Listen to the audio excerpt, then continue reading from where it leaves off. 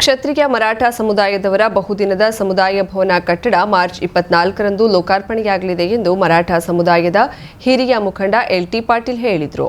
ಮುಂಡಗೋಡ್ ಪಟ್ಟಣದ ಗಾಂಧಿನಗರದಲ್ಲಿ ನೂತನವಾಗಿ ನಿರ್ಮಿಸಿರುವ ಮರಾಠ ಸಮುದಾಯ ಭವನದಲ್ಲಿ ಸುದ್ದಿಗಾರರ ಜೊತೆ ಮಾತನಾಡುತ್ತಾ ನೂತನ ಸಮುದಾಯ ಭವನವನ್ನ ಬೆಂಗಳೂರು ಗವಿಪುರಂನ ಗೋಸಾವಿ ಮಹಾಸಂಸ್ಥಾನದ ಮಂಜುನಾಥ್ ಸ್ವಾಮೀಜಿಯವರ ದಿವ್ಯ ಸಾನ್ನಿಧ್ಯದಲ್ಲಿ ಉದ್ಘಾಟನೆಗೊಳ್ಳಲಿದೆ. ಈ ಸಮುದಾಯ ಭವನವು ಎಲ್ಲಾ ವರ್ಗದವರ ಬಳಕೆಗೂ ಸಿಗಲಿದೆ. ಸಭೆ ಸಮಾರಂಭಗಳನ್ನ ಅಚ್ಚುಕಟ್ಟಾಗಿ ನಡೆಸಲು ಅನುಕೂಲಕರವಾದ ಸಮುದಾಯ ಭವನವನ್ನ ನಿರ್ಮಿಸಲಾಗಿದೆ ಎಂದರು. ಸಮುದಾಯ ಭವನವನ್ನ ಮಾರ್ಚ್ 24ರಂದು ಬೆಳಿಗ್ಗೆ 11 ಗಂಟೆಗೆ ಕಾರ್ಮಿಕ ಸಚಿವ ಶಿವರಾಮ್ ಹೆಬ್ಬಾರ್ ಉದ್ಘಾಟಿಸಲಿದ್ದಾರೆ. ಪಟ್ಟಣ ಪಂಚಾಯಿತಿ ಅಧ್ಯಕ್ಷೆ ಜಯಸುಧಾ ಭೋವಿವಡ್ಡರ್ ಅಧ್ಯಕ್ಷತೆ ವಹಿಸಲಿದ್ದಾರೆ ಹಾಗೂ ಸಮುದಾಯದ ವಿವಿಧ ಮುಖಂಡರುಗಳು ಭಾಗವಹಿಸಲಿದ್ದಾರೆ ಎಂದರು. ಈ ವೇಳೆ DF Madli, Jnanadeva Guriyal, PG Patil, Shridhar Dori, YP Patil, Babanna Onikeri, Ningajja Konanakeri, Nagaraj Sunkasal, Girish Onikeri, Vitthal Balambeeda, Annappa Patil, RI Ranoji, Gopal Patil, MP Kusur ಮುಂತಾದವರು ಇದ್ದರು. ಕಲ್ಯಾಣ ಮಂಟಪವನ್ನ ಕಟ್ಟಿದ್ದೀವಿ. ನಾಳೆ ದಿವಸ ಅಧಿಕೃತವಾಗಿ ಅದು ಉದ್ಘಾಟನೆ ಮಾಡಿ ತಾಲೂಕಿನ ಜನರಿಗೆ ನಾವು ಅರ್ಪಣೆ ಮಾಡ್ತೇವೆ. ಇದು ಕ್ಷತ್ರಿಯ ಮಹಾಮಂಡಳದಿಂದ ಆಗಿದ್ದಿದ್ರು ತಾಲೂಕಿನಲ್ಲಿರತಕ್ಕಂಥ ಎಲ್ಲಾ ಜನಾಂಗದವರು ಮುಂದೆ ಶುಭ ಕಾರ್ಯಗಳಿಗೆ ನಾವು ಕೊಡಬೇಕಂತ ತೀರ್ಮಾನ ಮಾಡಿದ್ದೇವೆ.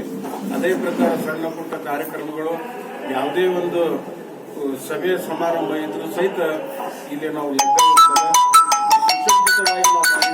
ಕಾಡಿನಿಂದ ನಾಡಿಗೆ ಬಂದ ಜಿಂಕೆಯನ್ನ ನಾಯಿ ದಾಳಿಯಿಂದ ರಕ್ಷಿಸಿ ಅರಣ್ಯಕ್ಕೆ ಬಿಟ್ಟ ಘಟನೆ ಮುಂಡಗೋಡ್ ತಾಲೂಕಿನ ಕಲಕೇರಿ ಗ್ರಾಮದಲ್ಲಿ ಗುರುವಾರ ಜರುಗಿದೆ. ಕಲಕೇರಿ ಗ್ರಾಮದ ಸನಿಹದ ಅರಣ್ಯದಿಂದ ಆಹಾರ ಅರಸುತ್ತ ಜಿಂಕೆಯು ಗ್ರಾಮದತ್ತ ಬಂದಿತ್ತು. ಜಿಂಕೆಯನ್ನ ಕಂಡ ನಾಯಿಗಳು ಬೆನ್ನಟ್ಟಿದ್ದು, ಈ ವೇಳೆ ಜಿಂಕೆಯು ಪ್ರಾಣ ಭಯದಿಂದ ಗ್ರಾಮದಲ್ಲಿ ಓಡಾಡುವುದನ್ನ ಕಂಡ ಸ್ಥಳೀಯರು ನಾಯಿಗಳನ್ನ ಓಡಿಸಿ ಜಿಂಕೆಯನ್ನ ರಕ್ಷಣೆ ಮಾಡಿ ನಂತರ ಅರಣ್ಯ ಇಲಾಖೆಯವರಿಗೆ ಮಾಹಿತಿ ನೀಡಿದ್ರು. ಅರಣ್ಯ ಇಲಾಖೆಯವರ ಜೊತೆ ಸೇರಿ ಸ್ಥಳೀಯರು ಜಿಂಕೆಯನ್ನ ಸುರಕ್ಷಿತವಾಗಿ ಮರಳಿ ಕಾಡಿಗೆ ಬಿಟ್ರು.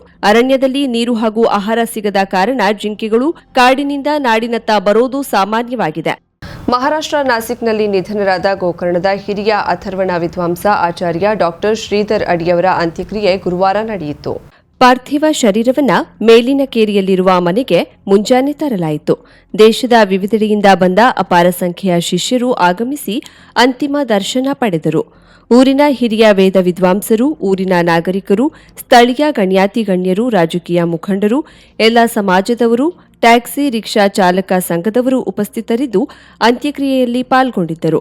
ಕಳೆದ ಕೆಲವು ಹಿಂದೆ ನಾಸಿಕ್ನಲ್ಲಿ ನಡೆದ ಕಾರ್ಯಕ್ರಮದಲ್ಲಿ ಭಾಗವಹಿಸಿ ನಂತರ ಗುಜರಾತ್ ವಡೋದರದಲ್ಲಿ ನಡೆದ ಯಜ್ಞದಲ್ಲಿ ಭಾಗವಹಿಸಿದ್ದರು. ಈ ವೇಳೆ ಏಕಾಏಕಿ ಆರೋಗ್ಯದಲ್ಲಿ ಏರುಪೇರು ಉಂಟಾಗಿತ್ತು. ತಕ್ಷಣ ಅಲ್ಲಿ ಚಿಕಿತ್ಸೆ ನೀಡಿ ಹೆಚ್ಚಿನ ಚಿಕಿತ್ಸೆಗೆ ನಾಸಿಕ್ ಕರೆತಂದು ಆಸ್ಪತ್ರೆಗೆ ದಾಖಲಿಸಲಾಗಿತ್ತು. ಆದರೆ ಚಿಕಿತ್ಸೆ ಫಲಕಾರಿಯಾಗದೆ ಮೃತಪಟ್ಟಿದ್ದಾರೆ. ಓರ್ವ ಪುತ್ರ, ಓರ್ವ ಪುತ್ರಿ ಸೇರಿದಂತೆ ಅಪಾರ ಬಂಧು ಬಳಗವನ್ನ ಅಗಲಿದ್ದಾರೆ. ನೇಪಾಳದಲ್ಲಿ ಪ್ರಾಥಮಿಕ ಶಿಕ್ಷಣ ಪಡೆದು ನಂತರ ಋಗ್ವೇದ, ಯಜುರ್ವೇದ ಅಧ್ಯಯನವನ್ನ ವಾರಣಾಸಿಯಲ್ಲಿ ಪೂರೈಸಿ ನಂತರ ಅಥರ್ವಣ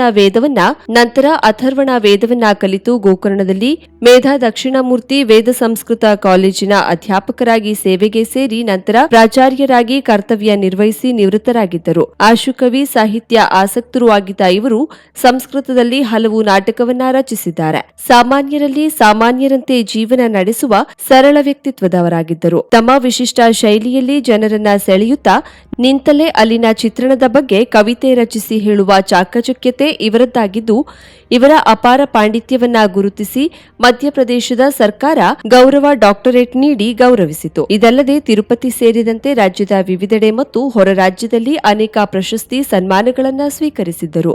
ದೇಶ ರಾಜ್ಯದಲ್ಲಿ ಕಾಂಗ್ರೆಸ್ ಪಕ್ಷ ತನ್ನ ಅಸ್ತಿತ್ವ ಕಳೆದುಕೊಳ್ಳುತ್ತಾ ಬಂದಿದೆ. ಕಾಂಗ್ರೆಸ್ ಪಕ್ಷಕ್ಕೆ ರಾಜಕೀಯದ ಗ್ಯಾರಂಟಿಯೇ ಇಲ್ಲ. ಇಂಥವರು ಜನರಿಗೆ ಗ್ಯಾರಂಟಿ ಕಾರ್ಡ್ ಕೊಡುವ ನಾಟಕ ಆಡ್ತಿದ್ದಾರೆ ಎಂದು ಭಾಜಪ ರಾಜ್ಯ ಕಾರ್ಯಕಾರಿಣಿ ಸದಸ್ಯ ಮಾಜಿ ಶಾಸಕ ಸುನಿಲ್ ಹೆಗಡೆ ಹೇಳಿದರು. ದಾಂಡೇಲಿಯ ಹಳೆ ನಗರಸಭೆ ಮೈದಾನದಲ್ಲಿ ಹಮ್ಮಿಕೊಂಡಿದ್ದ ಬಿಜೆಪಿಯ ಬೃಹತ್ ಸಮಾವೇಶದಲ್ಲಿ ಭಾಗವಹಿಸಿ ಮಾತನಾಡುತ್ತಿದ್ದ ಅವರು, ಮನೆ ಮನೆಗೆ ಗ್ಯಾರಂಟಿ ಕಾರ್ಡ್ ಕೊಡುವ ದೇಶಪಾಂಡೆಯವರೇ ಈ ಬಾರಿ ಜನ ನಿಮ್ಮನ್ನ ಗ್ಯಾರಂಟಿ ಬೀಳಿಸ್ತಾರೆ ಎಂದರು. ನಾನು ಶಾಸಕನಿದ್ದ ಅವಧಿಯಲ್ಲಿ G+2 ಮನೆಗಳನ್ನ ಮಂಜೂರಿ ಮಾಡಿಸಿಕೊಂಡು ಬಂದಿದೆ. ಈಗ 10 ವರ್ಷಗಳ ನಂತರ ದೇಶಪಾಂಡೆ ಅದರ ಜನರಿಗೆ ಹಕ್ಕುಪತ್ರ ನೀಡುವ ಮತ್ತೊಂದು ನಾಟಕ ಆರಂಭಿಸಿದ್ದಾರೆ. ಆದರೆ ಇನ್ನೂ ಪೂರ್ಣಗೊಳ್ಳದ ಈ ಮನೆಗಳನ್ನ ಪಡೆದ ಜನರು ಸಂಕಷ್ಟದಲ್ಲಿ ಬೀಳುವ ಸಾಧ್ಯತೆ ಇದೆ. ಸಾಲದ ಹೊರೆ ಅವರನ್ನ ಕಾಡುತ್ತಿದೆ ಎಂದರು. ದೇಶಪಾಂಡೆಯವರು ಸಾಯಿ ಗಾರ್ಮೆಂಟ್ಸ್ ಹೆಸರಲ್ಲಿ 10 ಎಕರೆ ಜಮೀನನ್ನ ಕೊಡಿಸಿ ಅಂದು 2018ರಲ್ಲಿ 10,000 ಜನರಿಗೆ ಉದ್ಯೋಗ ಕೊಡೋದಾಗಿ ಹೇಳಿದ್ದು ಏನಾಯಿತು? ಅಂದು ಪಡೆದ ಅರ್ಜಿ ಎಲ್ಲೋಯ್ತು ಎಂದು ಪ್ರಶ್ನಿಸಿದ ಸುನಿಲ್ ಹೆಗಡೆ, ಭಾಜಪ ಆಯ್ಕೆಯಾಗಿ ಬಂದ್ರೆ ದಾಂಡೇಲಿಯಲ್ಲಿ ಗಾರ್ಮೆಂಟ್ಸ್ ಉದ್ಯಮ ಪ್ರಾರಂಭಿಸೋದು ನಿಶ್ಚಿತ ಎಂದರು. ರಾಹುಲ್ ಗಾಂಧಿ ಜಾಮೀನ್ ಮೇಲೆ, ಕೆಪಿಸಿಸಿ ಅಧ್ಯಕ್ಷ ಡಿ.ಕೆ. ಶಿವಕುಮಾರ್ ಜಾಮೀನ್ ಮೇಲೆ, ಇವ್ರದ್ದು ಗ್ಯಾರಂಟಿ ಇಲ್ಲ. ಈ ಮೋಟರ್ ಸೈಕಲ್ಗೆ ಗಾಡಿಗಳಿಗೆ ವಾರಂಟಿ ಕೊಡ್ತಾರೆ 2 ವರ್ಷ 1 ವರ್ಷ ಅಂತೇಳಿ. ಇವತ್ತು ಕಾಂಗ್ರೆಸ್ ದೇಶದೊಳಗೆ ವಾರಂಟಿನ ಕಳ್ಕೊಂಡೈತಿ. ಈ ವಾರಂಟಿ ಕಳ್ಕೊಂಡಂತ ಪಕ್ಷದ ನಾಯಕರುಗಳು, ಲೀಡರ್ಗಳು ಗ್ಯಾರಂಟಿ ಕಾರ್ಡ್ ಕೊಡಕ್ ಹೊಂಟಾರ ಇವತ್ತಿನ ದಿನ.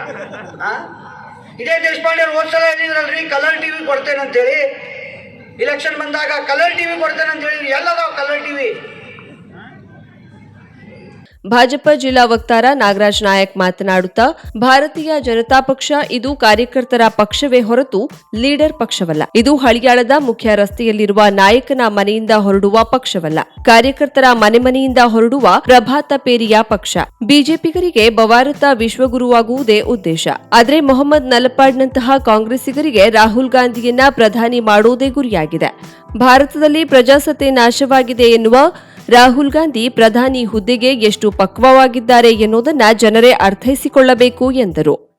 ಇವತ್ತೇ ನನ್ನ ರಾಜಕೀಯ ಜೀವನ ಸ್ಟಾಪ್ ಆದ್ರೂ ಸಹಿತ ನನಗೆ ಎಳ್ಳೆನಿತು ದುಃಖ ಇಲ್ಲ. ಯಾಕಂತ ಹೇಳಿದ್ರೆ ಭಾರತ ದೇಶವನ್ನ ಕಟ್ಟುವಂತಹ ಒಂದು ಶ್ರೇಷ್ಠ ಪಕ್ಷದೊಂದಿಗೆ ಒಂದು ಕೆಲವು ಸುದಿನಗಳನ್ನ ನಾನು ಕಳೆದುಕೊಂಡಿದ್ದೇನೆ. ಅದರ ಜೊತೆಗೆ ಕಳೆದಿದ್ದೇನೆ ಅನ್ನುವಂತ ಹೆಮ್ಮೆ ನನಗೆ ಸಾಕು ಎನ್ನುವುದಾಗಿ ಆ ಕಾರ್ಯಕರ್ತ ಹೇಳಿದ್ರು. ಭಾಜಪ ಜಿಲ್ಲಾ ಕಾರ್ಯದರ್ಶಿ ಬಸವರಾಜ್ ಕಲಶೆಟ್ಟಿ, ಭಾಜಪ ಮಾಜಿ ಅಧ್ಯಕ್ಷ ರೋಷನ್ ನೇತ್ರಾವಳಿ ಸಾಂದರ್ಭಿಕವಾಗಿ ಮಾತನಾಡಿದರು. ಭಾಜಪ ಜಿಲ್ಲಾ ಕಾರ್ಯದರ್ಶಿ ದಾಂಡೇಲಿ ಪ್ರಭಾರಿ ನಂದುಗಾಂವ್ಕರ್, ಭಾಜಪ ಮಾಜಿ ಅಧ್ಯಕ್ಷರಾದ ಅಶೋಕ್ ಪಾಟೀಲ್, ಎಂಸಿ ಹೆಗಡೆ, ಸೋಮಕುಮಾರ್ ಎಸ್, ಯುವ ಮೋರ್ಚಾ ಅಧ್ಯಕ್ಷ ಈರಯ್ಯ ಸಾಲಿಮಠ, ಹಿಂದುಳಿದ ವರ್ಗಗಳ ಮೋರ್ಚಾ ಅಧ್ಯಕ್ಷ ಮಿಥುನ್ ನಾಯಕ್, ಸಾಮಾಜಿಕ ಜಾಲತಾಣ ವಿಭಾಗದ ಜಿಲ್ಲಾಧ್ಯಕ್ಷ ದಶರಥ್ ಬಂಡಿವಡ್ಡರ್, ಶಕ್ತಿ ಕೇಂದ್ರದ ಅಧ್ಯಕ್ಷರಾದ ಮಂಜು ಪಾಟೀಲ್, ಸುಭಾಷ್ ಅರವೇಕರ್, ಪ್ರಮುಖರಾದ ಟಿಎಸ್ ಬಾಲಮಣಿ, ಸಾವಿತ್ರಿ ಬಡಿಗೇರ್, ಟಿಕಾಸ್ ಮಿಸ್ಕಿನ್, ಗೀತಾ ಶಿಕಾರಿಪುರ, ರವಿ ವಟ್ಲೇಕರ್, ವಿಜಯ್ ಕೊಲ್ಲೂರ್, ವಿಠಲ್ ಮಿಶಾಳೆ, ಆರ್ಎಂ ಹಿರೇಮಠ, ಬಾಗುಬಾಯಿ ತಾಟೆ, ಬಸವರಾಜ್ ಹುಂಡೇಕರ್ ಮುಂತಾದವರು ಇದ್ದರು. ಸಮಾವೇಶಕ್ಕೂ ಮುನ್ನ ಭಾಜಪ ಯುವ ಮೋರ್ಚಾ ನೇತೃತ್ವದಲ್ಲಿ ಪ್ರಮುಖ ರಸ್ತೆಗಳಲ್ಲಿ ಬೃಹತ್ ಬೈಕ್ ರ್ಯಾಲಿ ನಡೆಯಿತು. ಬೈಕ್ ಸವಾರನೋರ್ವನಿಗೆ ವಾಯುವ್ಯ ಕರ್ನಾಟಕ ಸಾರಿಗೆ ಸಂಸ್ಥೆಯ ಬಸ್ ಡಿಕ್ಕಿಪಡಿಸಿ ಆತನ ಸಾವಿಗೆ ಕಾರಣವಾದ ಪ್ರಕರಣದಲ್ಲಿ ನ್ಯಾಯಾಲಯವು ಸಾರಿಗೆ ಸಂಸ್ಥೆಗೆ 21,46,000 ರೂಪಾಯಿಗಳನ್ನು ನೊಂದವರಿಗೆ ಪರಿಹಾರದ ರೂಪದಲ್ಲಿ ನೀಡಬೇಕೆಂದು ಆದೇಶಿಸಿದ್ದರೂ ಅದನ್ನು ನೀಡದೆ ಧಿಕ್ಕರಿಸಿದ್ದರಿಂದ ಸಾರಿಗೆ ಸಂಸ್ಥೆಯ ವಾಹನವನ್ನು ಗುರುವಾರ ನ್ಯಾಯಾಲಯ ಜಪ್ತುಪಡಿಸಿಕೊಂಡ ಘಟನೆ ಶಿರ್ಸಿಯಲ್ಲಿ ನಡೆದಿದೆ. ಜುಲೈ 7ರಂದು ಹಾನ್ಗಲ್ ಹಾವೇರಿ ರಸ್ತೆಯ ಬುಗಡಿಕೊಪ್ಪ ಕ್ರಾಸ್ ಬಳಿ ಬೈಕ್ನಲ್ಲಿ ಸವಾರಿ ನಡೆಸುತ್ತಿದ್ದ ನಾರಾಯಣ್ ಕನ್ಯಾ ನಾಯ್ಕ್ ಎಂಬಾತನಿಗೆ ವಾಯುವ್ಯ ಕರ್ನಾಟಕ ಸಾರಿಗೆ ಸಂಸ್ಥೆಯ ಶಿರಸಿ ಘಟಕದ ಬಸ್ ಡಿಕ್ಕಿ ಹೊಡೆದು ನಾರಾಯಣ್ ನಾಯ್ಕ್ ಸ್ಥಳದಲ್ಲಿ ಸಾವು ಕಂಡ ಘಟನೆ ನಡೆದಿತ್ತು. ಈ ಕುರಿತು ಶಿರಸಿ ನ್ಯಾಯಾಲಯದಲ್ಲಿ ಬನವಾಸಿ ಪೊಲೀಸ್ ಠಾಣೆಯ ಪೊಲೀಸರು ಚಾರ್ಜ್ ಶೀಟ್ ಸಲ್ಲಿಸಿದ್ರು. ಈ ಕುರಿತು ನ್ಯಾಯಾಲಯವು ವಿಚಾರಣೆ ನಡೆಸಿ ನೊಂದ ಕುಟುಂಬದವರಿಗೆ 21,46,000 ರೂಪಾಯಿ ಪರಿಹಾರವನ್ನ ನೀಡಬೇಕೆಂದು ಆದೇಶಿಸಿತ್ತು. ಆದರೆ ವಾಯುವ್ಯ ಕರ್ನಾಟಕ ರಸ್ತೆ ಸಾರಿಗೆ ಸಂಸ್ಥೆ ನೊಂದ ಕುಟುಂಬಕ್ಕೆ ಈ ಹಣವನ್ನ ಪರಿಹಾರ ರೂಪದಲ್ಲಿ ನೀಡದ ಹಿನ್ನೆಲೆಯಲ್ಲಿ ಗುರುವಾರ ಸಾರಿಗೆ ಸಂಸ್ಥೆ ಬಸ್ಸನ್ನ ಜಪ್ತುಪಡಿಸಿಕೊಳ್ಳಲಾಗಿದೆ. ಈ ಕುರಿತು ನೊಂದವರ ಪರವಾಗಿ ಟಿಬಿ ಸವಣೂರು, ಹಾನ್ಗಲ್ ವಕೀಲರು ವಾದ ಮಂಡಿಸಿದ್ದರು. 2019ರಂದು ಹಾನ್ಗಲ್ ಹಾವೇರಿ ರಸ್ತೆಯ ಬುಗಡಿಕೊಪ್ಪ ಕ್ರಾಸ್ ಬಳಿ ಬುಗಡಿಕೊಪ್ಪದ ನಿವಾಸಿಯಾದಂಥ ನಾರಾಯಣ್ ಕನ್ಯಾ ನಾಯ್ಕ್ ಈತನು ರಸ್ತೆಯ ಅಪಘಾತ ಬೈಕ್ ಮತ್ತು KSRTC ಶಿರ್ಸಿ ಡಿಪೋದ ಬಸ್ಸಿನ ಮಧ್ಯೆ ಅಪಘಾತವಾದಲ್ಲಿ ಮೃತಪಟ್ಟಂಥ ನಾರಾಯಣ್ ಕನ್ಯಾ ನಾಯಕ್ ಇವರ ವಾರಸುದಾರರು ಮಾನ್ಯ ಶಿರ್ಸಿ ನ್ಯಾಯಾಲಯದಲ್ಲಿ ಪರಿಹಾರ ಕೋರಿ ಅರ್ಜಿ ಸಲ್ಲಿಸಿದಾಗ ಸೆಪ್ಟೆಂಬರ್ 2022ರಲ್ಲಿ ಮಾನ್ಯ ನ್ಯಾಯಾಲಯದಿಂದ ಆದೇಶವಾದಾಗ್ಯೂ ಕೂಡ 24,66,000 ರೂಪಾಯಿ ತುಂಬಲು ಆದೇಶವಾಗಿದ್ದರು. ಆ ಆದೇಶದ ಮೇರೆಗೆ ಹಣ ತುಂಬದ ಕಾರಣ ನಾವು ಮಾನ್ಯ ನ್ಯಾಯಾಲಯದಲ್ಲಿ ಎಕ್ಸಿಕ್ಯೂಷನ್ 87/2022 ದರಖಾಸ್ತು ಪ್ರಕರಣವನ್ನು ದಾಖಲಿಸಲಾಯಿತು. ಆ ದಾಖಲಿಸಿದಾಗಿಯೂ ಕೂಡ ಅವರು ಹಣವನ್ನು ತುಂಬದ ಕಾರಣ ಮಾನ್ಯ ನ್ಯಾಯಾಲಯದ ಆದೇಶದ ಮೇರೆಗೆ ಇಂದು ಶಿರ್ಸಿ ವಿಭಾಗದ ಈ ಬಸ್ಸನ್ನು ಜಪ್ತಿ ಮಾಡಲಾಗಿದೆ. ಅಂಕೋಲಾ ಬೊಬ್ರುವಾಡ ಗ್ರಾಮ ಪಂಚಾಯತ್ ನದಿಭಾಗದ ಹತ್ತಿರ ನಿರ್ಮಾಣವಾಗುತ್ತಿರುವ ಕಿಂಡಿ ಅಣೆಕಟ್ಟನ್ನು ಈಗ ನಿಗದಿಪಡಿಸಿದ ಸ್ಥಳದಿಂದ 200 ಮೀಟರ್ ಮೇಲ್ಭಾಗದಲ್ಲಿ ನಿರ್ಮಾಣ ಮಾಡಿದಲ್ಲಿ ನಮ್ಮ ವಿರೋಧವಿಲ್ಲ. ಈಗ ಗುರುತಿಸಿದ ಸ್ಥಳದಲ್ಲಿ ಈ ಕಿಂಡಿ ಅಣೆಕಟ್ಟನ್ನು ನಿರ್ಮಾಣ ಮಾಡಲು ನಾವು ಬಿಡೋದಿಲ್ಲ ಎಂದು ನದಿಭಾಗ ಗ್ರಾಮದ ನಾಗರಿಕರು ಪ್ರತಿಭಟನೆಗೆ ಎಚ್ಚರಿಕೆ ನೀಡಿದ್ದಾರೆ.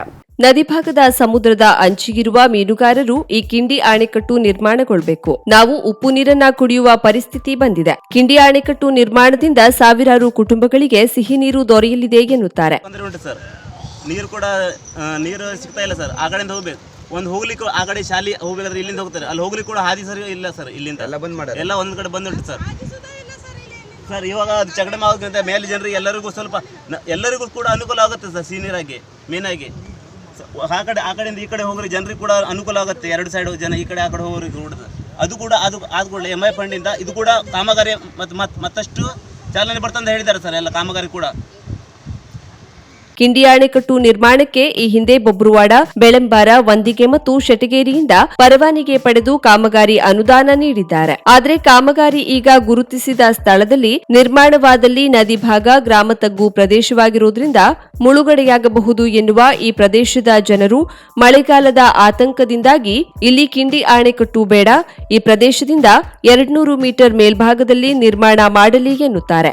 ಆದರೆ ಕಳೆದ 5 ದಿನಗಳ ಹಿಂದೆ ಸುತ್ತಮುತ್ತಲಿನ ಗ್ರಾಮ ಪಂಚಾಯತ್ಗಳ ನಾಗರಿಕರು ಮತ್ತು ಅಧ್ಯಕ್ಷರುಗಳು ಈ ಕಿಂಡಿ ಅಣೆಕಟ್ಟು ನಿರ್ಮಾಣವಾಗುವುದರಿಂದ ಇಲ್ಲಿಯ ಸಾವಿರಾರು ಎಕರೆ ಭೂಪ್ರದೇಶ ಹಸನಾಗುತ್ತದೆ ಎಂದಿದ್ದಾರೆ. ಗ್ರಾಮ ಪಂಚಾಯತ್ನಲ್ಲಿ ನಡೆದ ಸಭೆಯಲ್ಲಿ ನದಿಭಾಗ ಗ್ರಾಮಸ್ಥರು ಈ ಯೋಜನೆ ನಿರ್ಮಾಣ ಮಾಡೋದು ಬೇಡ ಎಂದು ಗ್ರಾಮ ಪಂಚಾಯತ್ದಿಂದ ಠರಾವು ಪಾಸು ಮಾಡಿಸಿ ನಿರ್ಣಯಿಸಿದ್ದಾರೆ. ಈಗ ನದಿಭಾಗದ ಗ್ರಾಮಸ್ಥರು ಈ ಅಣೆಕಟ್ಟು ನಿರ್ಮಾಣವಾಗುವುದರಿಂದ ನಮ್ಮೂರು ಮತ್ತು ನಮ್ಮ ಹೊಲಗದ್ದೆ ಮುಳುಗಡೆಯಾಗುವುದರಲ್ಲಿ ಸಂಶಯವಿಲ್ಲ ಎನ್ನುತ್ತಾರೆ. ಕಿಂಡಿ ಅಣೆಕಟ್ಟು ಬೇಕು ಬೇಡಗಳ ನಡುವೆ ಎಂಜಿನಿಯರ್ಗಳು ಮತ್ತು ಅಧಿಕಾರಿಗಳು ಅಡಕತ್ತರಿಯಲ್ಲಿ ಸಿಕ್ಕಿದಂತಾಗಿದೆ.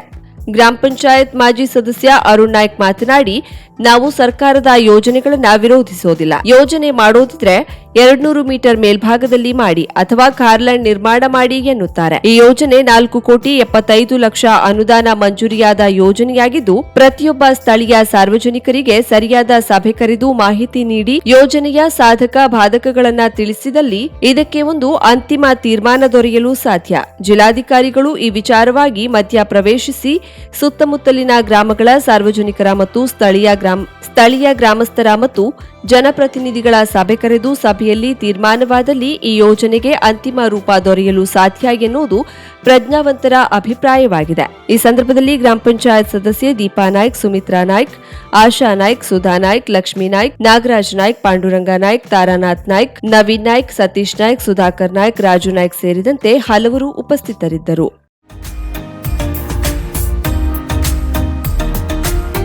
ಮಿಲನ್ ಎಂಟರ್ಪ್ರೈಸಸ್ ಬೃಹತ್ ಎಲೆಕ್ಟ್ರಾನಿಕ್ ಹಾಗೂ ಫರ್ನಿಚರ್ ಮಳಿಗೆ. ಉತ್ತರ ಕನ್ನಡ ಜಿಲ್ಲೆಯಲ್ಲೇ ಅತಿ ಹೆಚ್ಚು ಮಳಿಗೆಗಳನ್ನು ಹೊಂದಿರುವ, ಅತಿ ಹೆಚ್ಚು ಸಂತೃಪ್ತ ಗ್ರಾಹಕರನ್ನ ಹೊಂದಿರುವ ಮೂಲಕ ಹೆಗ್ಗಳಿಕೆಗೆ ಪಾತ್ರವಾಗಿರುವ ಏಕೈಕ ಸಂಸ್ಥೆ ಮಿಲನ್ ಎಂಟರ್ಪ್ರೈಸಸ್. ನಮ್ಮ ಮಳಿಗೆಗಳಲ್ಲಿ ಪ್ರಸಿದ್ಧ ಕಂಪನಿಗಳ electronic refrigerator, washing machine, LED TV, ಎಸಿಗಳು ಲಭ್ಯ. ಭಾರತದ ಕರಾವಳಿ ಹವಾಮಾನಕ್ಕೆ ಹೊಂದಿಕೊಳ್ಳುವ ನಂಬರ್ 1 ಬ್ರ್ಯಾಂಡ್ ಆದ ಗೋದ್ರೇಜ್ ಕಂಪನಿಯ ಕಪಾಟು, ಆಫೀಸ್ ಟೇಬಲ್, ಆಫೀಸ್ ಚೇರ್, ಬ್ಯಾಂಕ್ಗಳಿಗೆ ಹಾಗೂ ಚಿನ್ನದ ಅಂಗಡಿಗಳಿಗೆ ಬೇಕಾಗುವ ಸೇಫ್ ಲಾಕರ್ಗಳು ಅತಿ ಕಡಿಮೆ ಬೆಲೆಯಲ್ಲಿ ಲಭ್ಯವಿದೆ. Teak wood sofa set, wooden dining table ಹಾಗೂ ಗ್ರಾಹಕರಿಗೆ ಬೇಕಾಗುವ ಅಳತೆಯಲ್ಲಿ ನಿಮ್ಮ ಮನೆಗೆ ಹೊಂದಿಕೊಳ್ಳುವ ಹಾಗೆ ಫರ್ನಿಚರ್ಗಳನ್ನ ಮಾಡಿಕೊಡಲಾಗುವುದು. ಕಸ್ಟಮೈಸ್ಡ್ ಕಿಚನ್, ವಾರ್ಡ್ರೋಬ್ಗಳನ್ನ ಅತಿ ಹೆಚ್ಚು ವರ್ಷಗಳ ಕಾಲ ಬಾಳಿಕೆ ಬರುವ ಹಾಗೆ ವಾರಂಟಿಯೊಂದಿಗೆ ಮಾಡಿಕೊಡಲಾಗುವುದು. ನಮ್ಮಲ್ಲಿ ಡ್ಯೂರಾಫ್ಲೆಕ್ಸ್, ಗೋದ್ರೇಜ್ ಕಂಪನಿಯ memory foam mattress, orthopaedic mattress, spring ಮ್ಯಾಟ್ರೆಸ್ಗಳು ಕಡಿಮೆ ಬೆಲೆಯಲ್ಲಿ ಲಭ್ಯ. ವಿವಿಧ ಕಂಪನಿಗಳ ನವೀನ ಮಾದರಿಯ ಮಿಕ್ಸರ್, ಗ್ರೈಂಡರ್, ಫ್ಯಾನ್, ಕುಕ್ಕರ್, ತವಾ, ಫ್ಲಾಸ್ಕ್, ಮೈಕ್ರೋ ಓವೆನ್ಗಳು ಲಭ್ಯವಿದೆ. 0% ಬಡ್ಡಿಯೊಂದಿಗೆ ಸ್ಥಳದಲ್ಲಿಯೇ ಬಜಾಜ್ ಫೈನಾನ್ಸ್ ನಿಂದ ಸಾಲ ಸೌಲಭ್ಯವಿದೆ. ಮಿಲನ್ ಎಂಟರ್ಪ್ರೈಸಸ್ ನಲ್ಲಿ ಖರೀದಿ ಮಾಡುವ ಗ್ರಾಹಕರಿಗೆ ಡಿಸ್ಕೌಂಟ್ ಮತ್ತು ಗಿಫ್ಟ್ ಜೊತೆಗೆ ಪ್ರತಿ 2,000 ರೂಪಾಯಿಗಳ ಖರೀದಿಗೆ ಒಂದು ಬಂಪರ್ ಲಕ್ಕಿ ಡ್ರಾ ಕೂಪನ್ ನೀಡಲಾಗುವುದು. ಈ ಲಕ್ಕಿ ಡ್ರಾನಲ್ಲಿ 7 ಲಕ್ಷದವರೆಗೆ ಬಹುಮಾನ ಗೆಲ್ಲುವ ಅವಕಾಶ ನಿಮ್ಮದಾಗಿರುತ್ತದೆ. ಲಕ್ಕಿ ಡ್ರಾದಲ್ಲಿ 1 ಕಾರ್, 2 ಬೈಕ್ ಮತ್ತು ರೆಫ್ರಿಜರೇಟರ್, ವಾಷಿಂಗ್ ಮಷೀನ್ ಸೇರಿದಂತೆ 30 ಲಕ್ಕಿ ಗ್ರಾಹಕರಿಗೆ ಬಹುಮಾನ ಗೆಲ್ಲುವ ಅವಕಾಶ. ಗ್ರಾಹಕರ ಸಂತೃಪ್ತಿಗೆ ನಮ್ಮ ಮೊದಲ ಆದ್ಯತೆ ಎನ್ನುವುದು ಮಿಲನ್ ಎಂಟರ್ಪ್ರೈಸಸ್ನ ವಾಕ್ಯ. ಉತ್ತರ ಕನ್ನಡ ಜಿಲ್ಲೆಯ ನಮ್ಮ ಶೋರೂಮ್ಗಳಾದ ಮುಲ್ಲಾ ಸ್ಟಾಪ್ ಹತ್ತಿರ Kodibag road, Kajubag, Karwar. Agriculture office ಎದುರುಗಡೆ ಮಾಸ್ತಿಕಟ್ಟೆ ರೋಡ್, ಹೊನ್ನಾವರ. ಸೀಮಾ ಕಾಂಪ್ಲೆಕ್ಸ್ ಹತ್ತಿರ Moni Basti main road, Bhatkal. Indian bank ಎದುರು CP Bazar road, Sirsi. JS building, JN road, Dandeli. KS building, Motikeri road, Haliyal. ಇಲ್ಲಿಗೆ ತಪ್ಪದೇ ಭೇಟಿ ನೀಡಿ ಸಂತೃಪ್ತರಾಗಿ.